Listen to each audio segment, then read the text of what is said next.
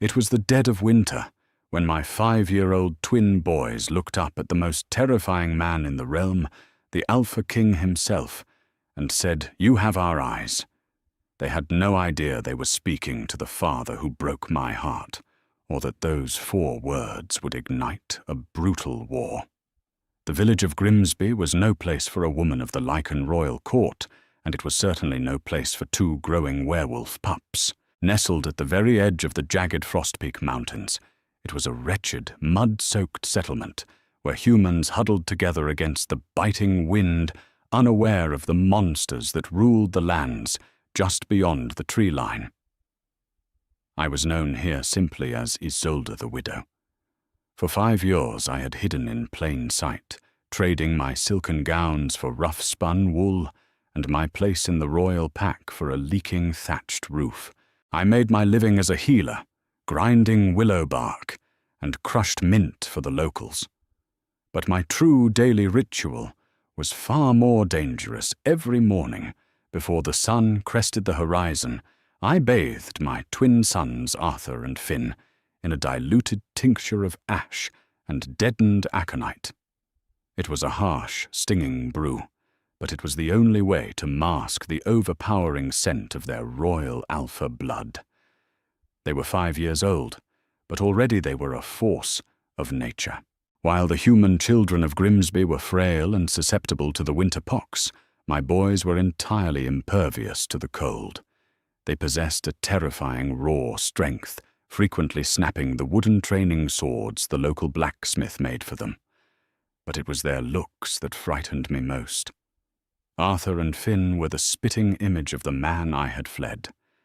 They shared his raven-black hair, the sharp, aristocratic slope of his jawline, and most damning of all, his eyes.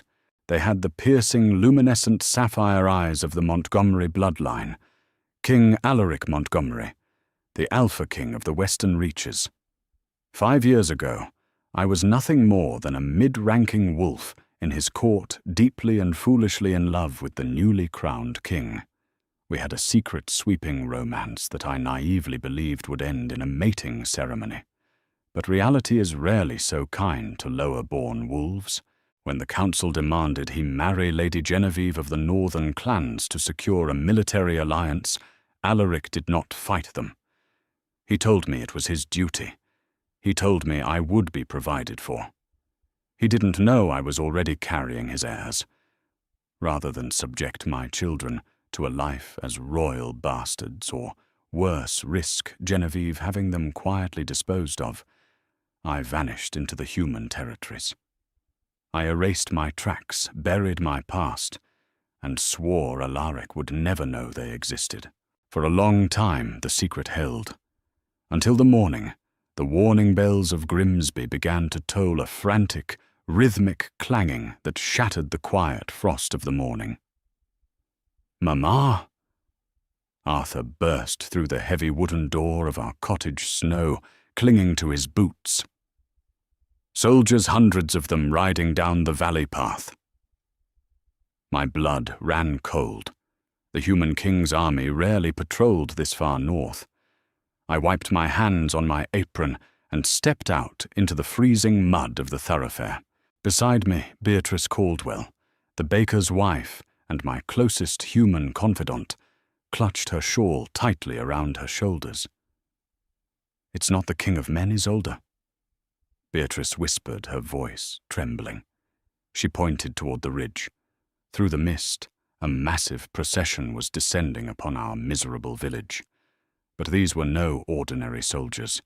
They rode massive, heavily muscled destriers and wore armor forged of blackened steel. At the head of the column fluttered a massive banner, a silver wolf rearing against a blood-red moon. The Lycan King's royal progression. Alaric was here. Panic, primal and suffocating, seized my throat.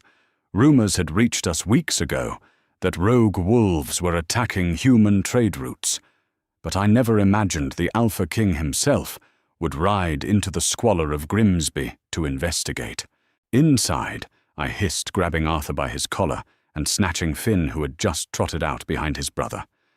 "Both of you get inside right now." The rules of survival.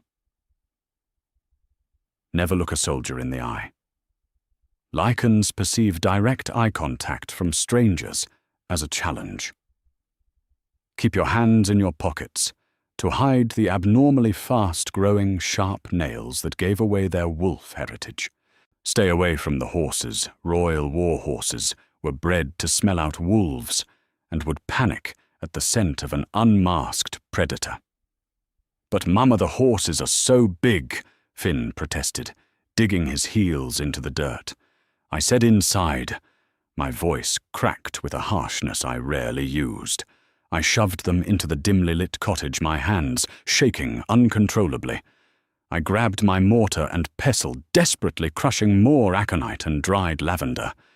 I needed to reapply the masking paste to their necks. If Alaric or his beta smelled even a hint of pine and rain, my natural scent, or the metallic tang of his own bloodline, we were dead. "Stay by the hearth," I commanded, my voice trembling as I smeared the bitter paste behind their ears. They wrinkled their noses, coughing at the pungent smell. "Do not leave this room. I have to go to the market square to help Beatrice gather our winter rations before the soldiers take them all. Do you understand me? You stay here." They nodded, their sapphire eyes wide, with an innocent fear that broke my heart. I locked the heavy oak door from the outside, praying to the moon goddess that it would be enough. I was a fool to think a wooden door could hold back the blood of an alpha. The market square of Grimsby was a theatre of chaos. The king's soldiers were systematically raiding the village storehouses, claiming grain and salted meats in the name of the crown's protection. Human villagers stood by in terrified silence. Lycans were massive, towering men and women who moved with a predatory grace that made humans instinctively cower. I kept my head bowed, a thick woolen hood pulled low over my face, dragging sacks of flour toward Beatrice's cart. The air was thick with the scent of wet fur leather and the overpowering musk of dominant wolves. I breathed through my mouth to keep my own wolf from reacting to the overwhelming alpha energy flooding the square. Then a sudden deafening silence fell over the crowd. The clanking of armor ceased. The murmured complaints of the villagers died in their throats. I dared to peek out from beneath my hood. Riding into the center of the square on a monstrous black warhorse was Alaric. 5 years had aged him, hardening the handsome features I once loved into something cold and ruthless. He wore a thick cloak of black bear fur over his silver-chased armor. A jagged, faded scar ran along his jawline, a remnant of a battle I wasn't there to bandage. His presence was so suffocatingly powerful that the air itself seemed to crackle and bend around him. Beside him rode Declan Harrington, his fiercely loyal beta, a man whose nose was reputed to be sharper than a bloodhound's. "Gather the village elder," Alaric's voice boomed. It was a rich, gravelly baritone that sent a shockwave of electricity straight down my spine. My wolf whined pitifully in my chest, clawing at my ribs, desperate to submit to her mate. I bit the inside of my cheek until I tasted copper, forcing the instinct down. As Alaric's horse paced restlessly, stamping its massive hooves into the freezing mud, a sudden chaotic commotion erupted near the blacksmith's forge. A stray dog, panicked by the sheer number of wolves in the square, darted under the legs of a merchant's cart, knocking over a barrel of iron nails. And from behind the cart, chasing the dog with joyous, reckless abandon, ran Arthur and Finn. My heart stopped beating. The world tilted on its axis. They had climbed out of the cottage window. "No," I whispered the sound, evaporating into the freezing air. The twins chased the hound directly into the open clearing, oblivious to the towering monsters surrounding them. Finn, laughing, tripped over a rut in the frozen mud and tumbled directly into the path of Alaric's massive black destrier. The warhorse reared up with a terrifying shriek, its iron-shod hooves flashing in the air directly over my 5-year-old son. "Finn!"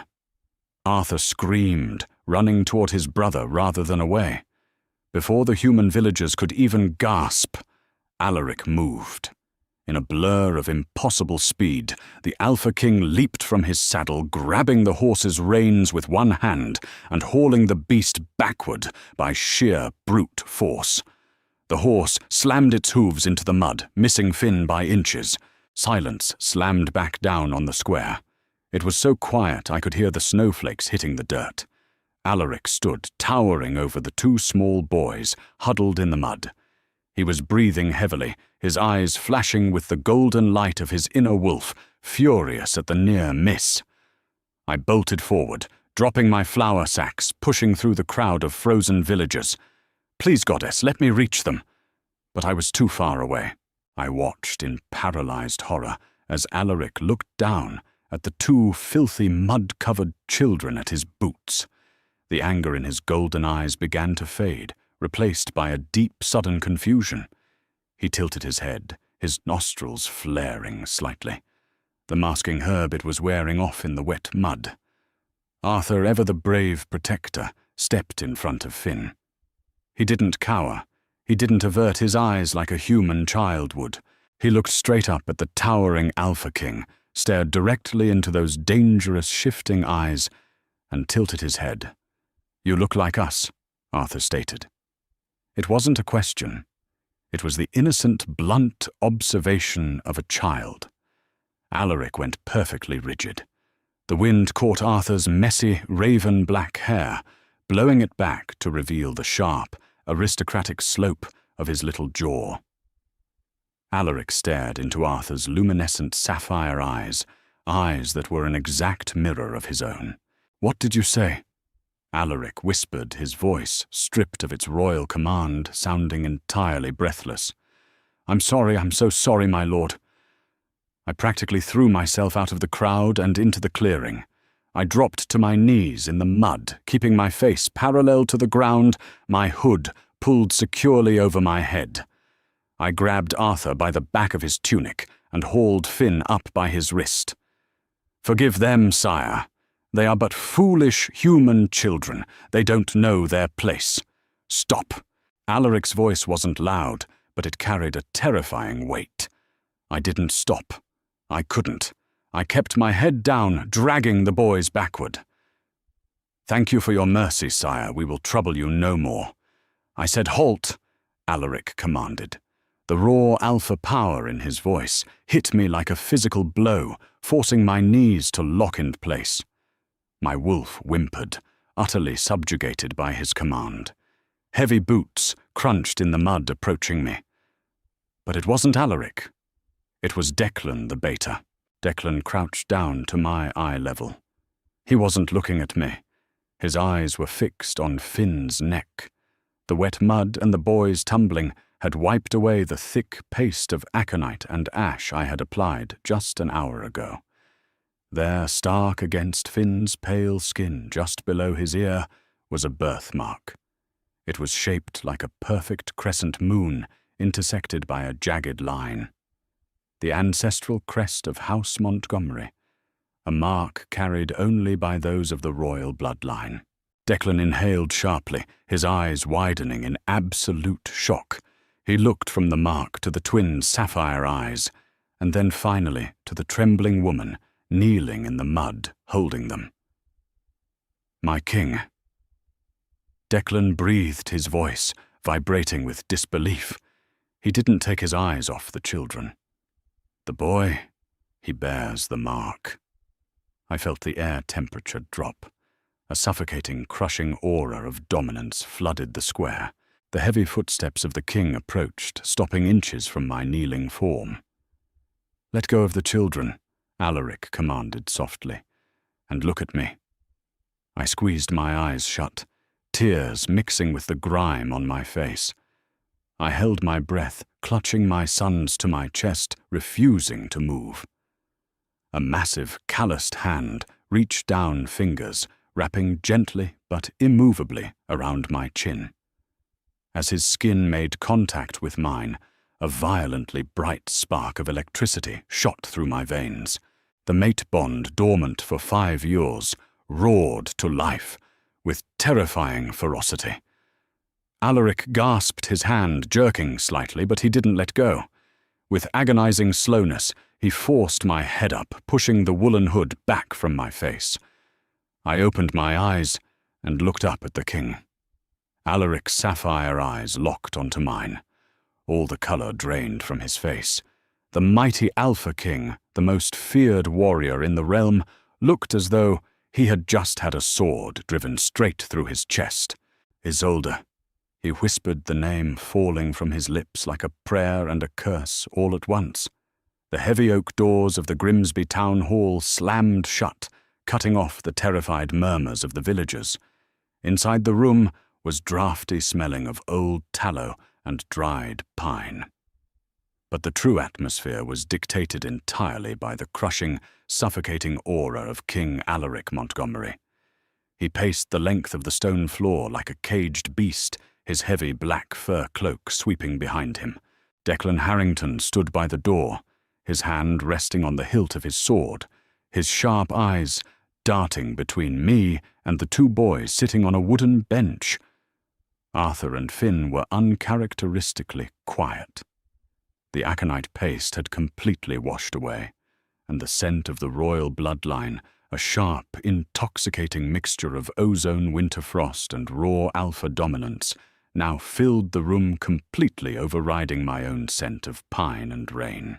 5 years.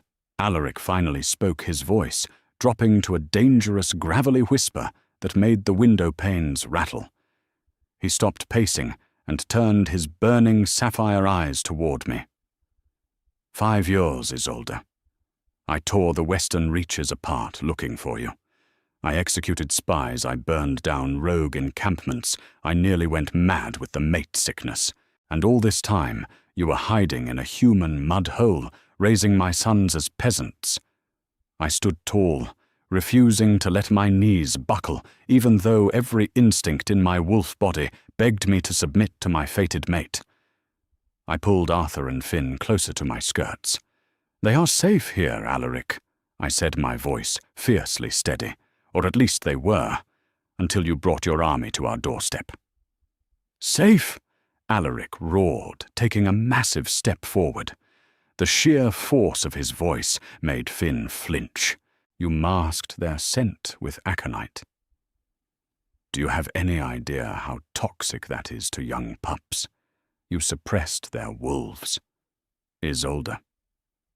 If their heritages had manifested violently without proper training, they could have killed themselves or the humans around them. I did what I had to do to keep them alive. I fired back, stepping directly into his space, matching his fury. "Do not lecture me on safety or grace. I remember the night I left. I remember the Grand Council meeting, where Lord Thomas Aldridge and the rest of your ministers demanded you take Lady Genevieve to your bed to secure the northern borders. You didn't stop them, Alaric. You sat on your throne and looked me in the eye, telling me that a king belongs to his people, not his heart." Alaric froze. The furious gold bleeding into his sapphire eyes suddenly receded, replaced by a raw, bleeding agony. "You left before the meeting ended," he whispered, the anger completely draining from his posture. I frowned, a cold knot of dread twisting in my stomach. "I heard enough." "You heard nothing," Declan interrupted from the doorway, his voice heavy with grim remorse. "Isolda, the moment you walked out of that council chamber, the king rejected the alliance. He told the northern delegates that he would rather face a 100-year war than break faith with his true fated mate." The room fell entirely silent. The sound of my own heartbeat hammered in my ears. What I breathed, looking up at Alaric. "I never married Genevieve," Alaric said softly, reaching out a trembling, heavily scarred hand toward my cheek, though he didn't quite dare to touch me. The night you vanished, I returned to your quarters with a betrothal ring forged from the northern starlight. But your rooms were empty. There was blood on the floor. That wasn't my blood. I interrupted, my mind racing as pieces of a terrifying puzzle began to fall into place. The night I packed my things, 2 guards came to my room. They wore the royal uniform, but they carried daggers tipped with silver dust. They told me that if I didn't disappear into the human territories, Lady Genevieve would ensure my body was found in the great river. I fought them off, took a horse, and ran. Alaric's face went entirely pale. The sheer, unadulterated bloodlust that radiated off him in that second was enough to make the air feel heavy. He turned his gaze slowly toward Declan. The guards who reported her death 5 years ago. Alaric hissed, his jaw clenching so hard a vein throbbed on his temple. The ones who claimed she had jumped from the cliffs, they were from the house of Genevieve. Before Declan could answer, the heavy wooden doors of the town hall burst open.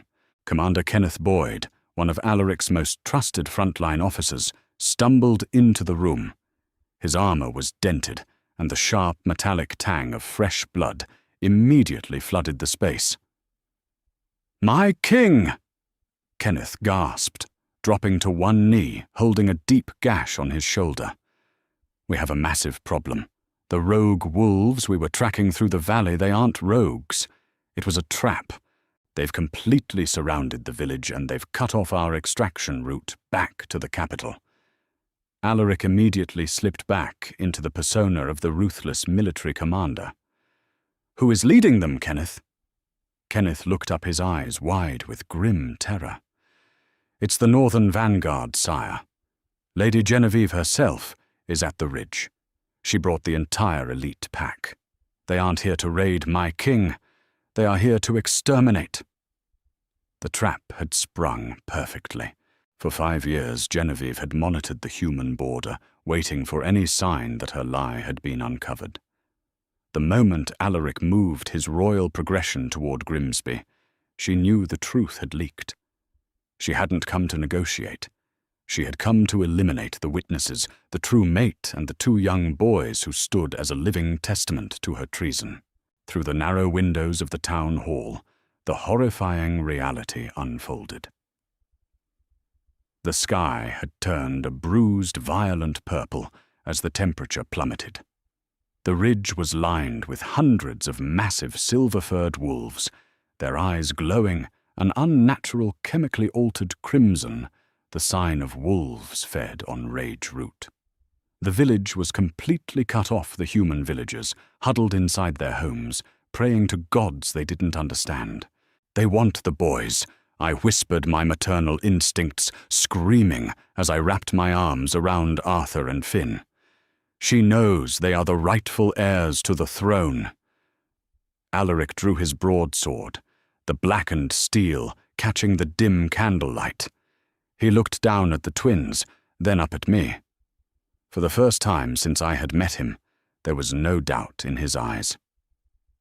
"They will have to walk through my corpse to touch a single hair on their heads," Alaric growled. He knelt down in front of the boys, placing a massive hand on each of their small shoulders. "Arthur, Finn, look at me." The twins looked into the sapphire eyes that matched their own. "Your mother has kept you safe, but today you must be strong," Alaric said, his voice carrying the ancient resonant frequency of the Alpha King. "Do not let the fear take your minds. Stay behind Declan. If any wolf breaches that door, you do not run. You fight like the kings you were born to be. Do you understand me?" "Yes, father," Arthur said. The word fell from his lips, naturally sending a profound, visible tremor through Alaric's massive frame. Finn nodded fiercely beside his brother, his little fists clenching until his knuckles turned white. "Declan, Kenneth, secure the perimeter of the hall," Alaric commanded, standing up to his full, terrifying height. "I am going to the square to meet them myself." "You can't go alone," I cried out, grabbing his arm. The mate bond flared between us, a desperate electric plea for safety. Alaric turned, wrapping his massive arms around my waist, pulling me against his armored chest for a single breathless second. He buried his face in my hair, inhaling deeply. "I spent 5 years living in a world without your scent, Isolda. I will kill every single wolf on that ridge before I let them take this away from me again." He released me, turning toward the door. With a deafening roar that shook the very foundations of the village, Alaric shifted. In a terrifying blur of bones snapping and fur erupting, the Alpha King transformed into a monstrous midnight black wolf the size of a warhorse. His sapphire eyes burned like twin stars in the winter darkness. He smashed through the front doors of the town hall, launching himself directly into the oncoming tide of the northern vanguard. The battle that followed was a symphony of absolute brutality. From the window I watched as Alaric tore through the enemy lines. He was a force of pure, unbridled destruction, snapping spines and tearing throats with terrifying efficiency. Declan and Kenneth stood at the threshold of the hall, cutting down any rogue wolf that managed to slip past the king. But Genevieve was no fool. While the main force engaged Alaric in the square, a shadow pack of 3 massive scarred grey wolves bypassed the main conflict, scaling the thatched roof of the town hall. Crack! The ceiling above us shattered. Splintered wood and heavy snow rained down as the 3 massive northern wolves crashed onto the stone floor, landing mere feet from where I stood with the boys. Declan spun around from the doorway, but he was already engaged with 2 attackers outside. "Isolda, look out!" The lead grey wolf, its jaws dripping with toxic saliva, snarled its crimson eyes, locking directly onto Finn. It lunged forward, its massive claws extended to tear my youngest son to pieces. A primal, ancient fury exploded within my chest.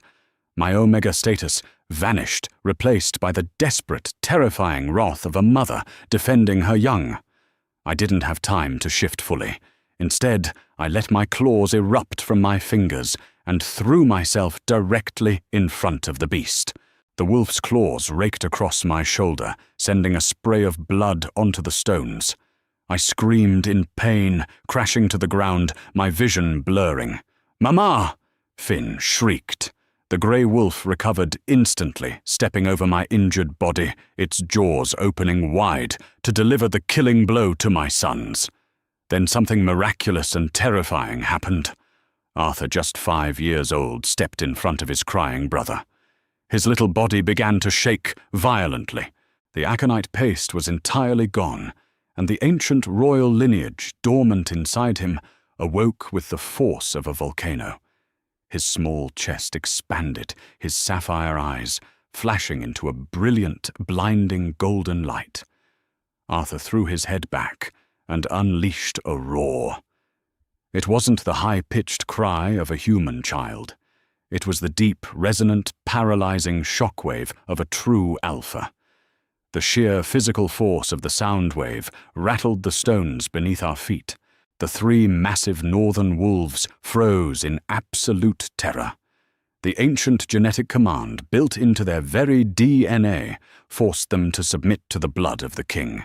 They dropped their heads to the floor, whimpering pitifully, their aggressive postures completely broken by a 5-year-old boy. Before they could recover, the back wall of the town hall exploded outward.